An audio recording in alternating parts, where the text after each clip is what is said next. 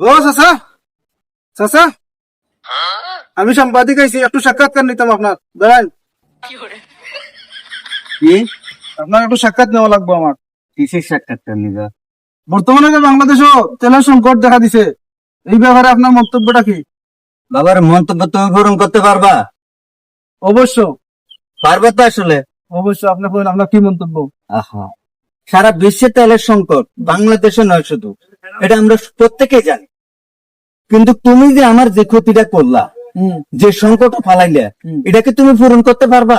আপনার কি সংকট বলেন? সংকট মানে তুমি দেখলা যে আমি এই জায়গায় বসে প্রস্তাব করছি, তোমরা রিপোর্টারদের কোনো না কিন্তু হলো পিছন দিয়ে খোঁচা মেটাতে তুমি উঠাইয়া বললা চাচা আপনার একটু মত প্রকাশ করেন।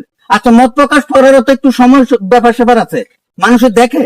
তুমি না দেখে তো এটা চান্না মারলা, এখন যে আমার উপরে লুঙ্গি টুঙ্গি মেখে গেছে, এর ক্ষতিপূরণ কে দিবে? এটা আপনার ব্যাপার, আমার আমার হইলো আমি সাক্ষাৎকার নিতাম, এটা হইলো আমার কাজ।